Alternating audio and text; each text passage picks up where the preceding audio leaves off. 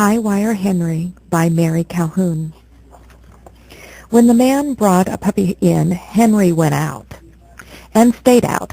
That night he climbed the apple tree and crouched on a branch. Huffing his fur against a drizzle of rain, he looked through the window. Inside, the puppy played while they all watched, the kid, the woman, and the man. The puppy caught a ping-pong ball in his mouth, spurted it out, and pounced on it. "Isn't that cute?" exclaimed the man. "He's cute as a button."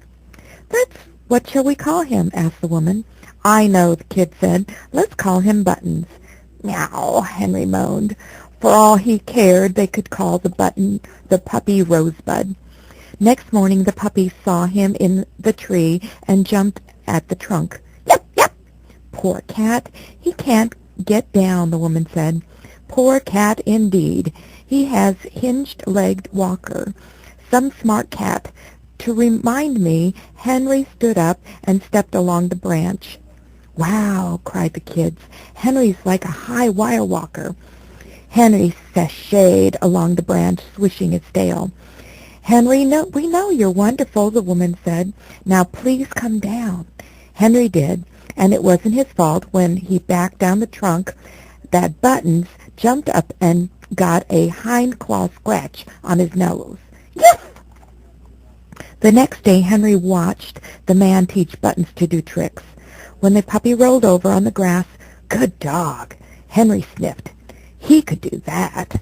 In a spot of warm dust, he rolled over and over, just for the feel on his fur. But he wouldn't roll over if someone asked him to. The man put a harness and leash on the puppy to teach him to walk by his right foot, heel. Henry walked behind them on his back legs.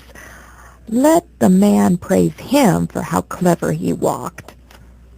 Button saw the tail stand-up cat. "Woof!" he said in astonishment. He jumped on his hind legs to lick Henry's face, and they both fell over. The man laughed. "Snap!" Henry ran away. He hated to be laughed at. "Silly cat," the man said. "Buttons was only trying to make friends." Silly cat indeed. He would show that man what a real smart animal could do. He'd be Henry the high-wire walker. That night Henry practiced on the back fence. Rising to his back legs, he took 1 step, 2 steps. This was better than trying to run on 4 feet along the rail. Then he wobbled.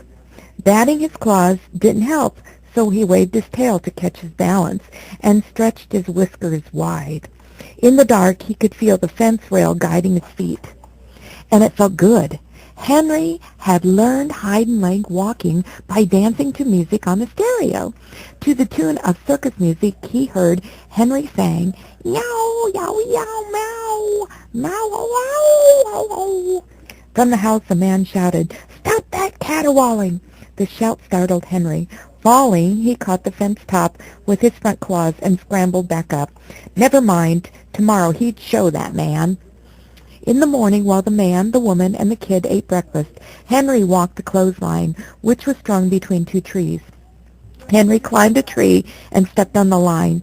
The line was a twisted cord, thinner than the fence rail, and it didn't hold, just like the fence. Henry curled his toes around the cord and stepped out. He was walking in the air. Waving his tail, Henry hummed a purr and burst into song. "Yow, yow, yow, wow!" The kid saw him. "Look at Henry. He's walking the clothesline."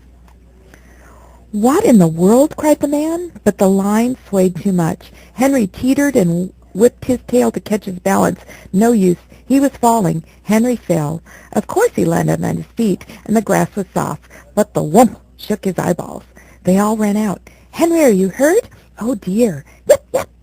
What possessed the cat? That was the man. How embarrassing. Henry sat on his back, with his back to them, lashing his tail. The puppy ran to lick him, and Henry hissed. "Leave him alone." The kid pulled Buttons away and smoothed Henry's head. "You're a great high-wire walker. You just need to carry a balancing rod." Henry crouched away from the kid's hand, trying to show off he'd made a fool of himself. Cats don't do tricks. After that, he sat in the apple tree a lot. The man would never like that, like a cat.